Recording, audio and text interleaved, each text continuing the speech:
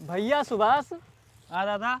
अब के मेहररुए पहले कस खाना नहीं बनाए पौती, वो स्वाद नहीं रहेगा अब। स्वाद कहाँ से रहा है दादा? पहले के जमाना रहा ना, मेहरुआ अपने हाथे कूटत रही है, पछोरत रही है। मसाला जो है हरदी गांठ रही, सिल पे पीसी जाए फोरें। मसाला जब पीसत रही तो महके, तो वो सब जब सब्जी में पड़त रहा तब स्वाद आवत रहा।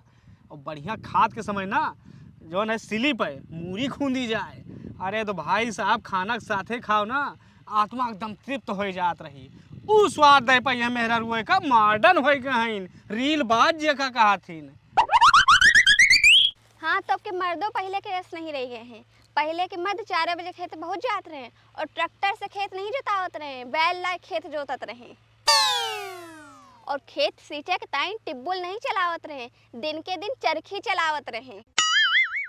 और खेते में यूरिया जिंक पोटास नहीं डालत रहे, घुरखदी डालत रहे, तब तो स्वाद आवत रहा अनाज में। ये सब जहिया कह लियो वही दिन मेहरवन की गलती निकाले हो।